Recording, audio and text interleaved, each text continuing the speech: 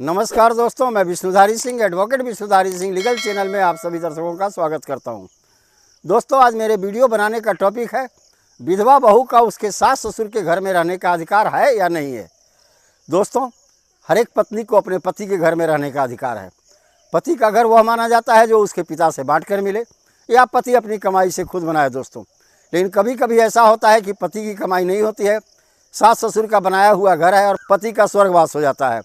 वैसी परिस्थिति में उसके पत्नी का यानी विधवा बहू का अपने सास ससुर के घर में रहने का अधिकार है या नहीं है। दोस्तों, इसी बिंदु पर आज हमारा ये कानून का विवेचना है।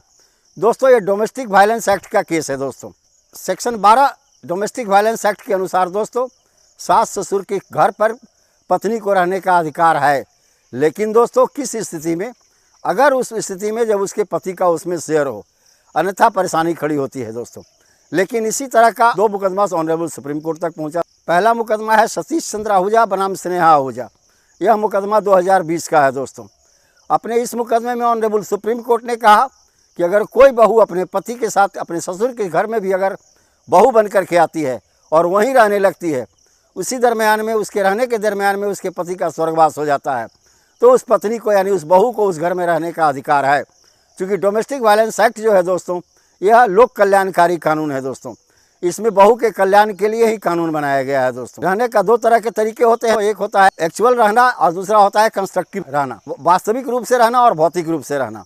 दोस्तों, जहाँ पर एक्चुअल रूप से कोई पुतोह सास ससुर के घर में रह रही है और उसके पति का स्वर्गवास हो गया, तो ऐसी स्थिति में ऑनरेबल सुप्रीम कोर्ट ने सतीश चंद्र आहूजा बनाम स्नेहा आहूजा के अपने महत्वपूर्ण निर्णय में लैंडमार्क जजमेंट में दोस्तों 2020 में यह फैसला सुनाया कि वह बहू जो अपने पति के साथ अपने सास ससुर के घर में रह रही है और उसी स्थिति में अगर पति की मौत हो जाती है, तो उस बहू को अपने सास ससुर के घर में रहने का पूरा अधिकार है।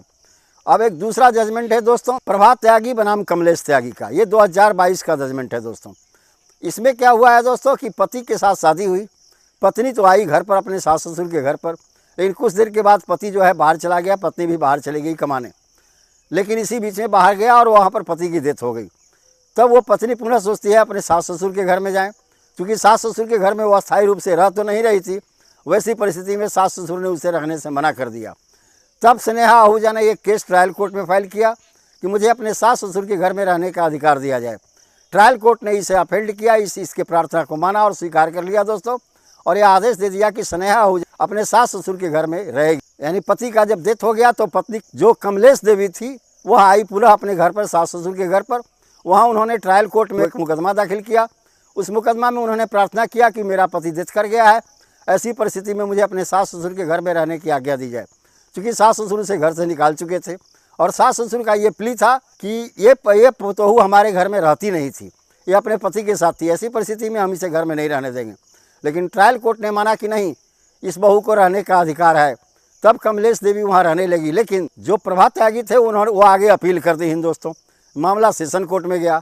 सेशन कोर्ट ने ट्रायल कोर्ट के ऑर्डर को सेट असाइड कर दिया, जजमेंट को सेट असाइड कर दिया, निरस्त कर दिया।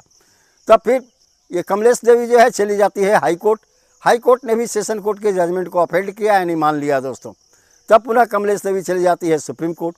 सुप्रीम कोर्ट अपने इस महत्वपूर्ण निर्णय में 2022 में यह फैसला सुनाता है कि जो व्यक्ति चाहे वो कंस्ट्रक्टिव रूप से ही अपने सास ससुर के घर में रहे, जैसे मान लीजिए कोई शादी के समय तो आई, 2 मिनट के लिए भी तो अपने सास ससुर के घर में रही, तो वह उसका शेयर्ड हाउस हो गया, यानी उस घर में उसे रहने का अधिकार मिल गया। ऐसी परिस्थिति में दोस्तों उस पुतोहू को जिसका पति बाहर रह के कहीं मर गया और पत्नी भी अपने सास ससुर के घर में नहीं रहती थी, प्रभात त्यागी बनाम कमलेश देवी के अपने महत्वपूर्ण मुकदमे में ऑनरेबल सुप्रीम कोर्ट ने कहा कि नहीं, बहू को अपने सास ससुर के घर में रहने का अधिकार है। यानी कंस्ट्रक्टिव रेसिडेंस में भी बहू को रहने का अधिकार है।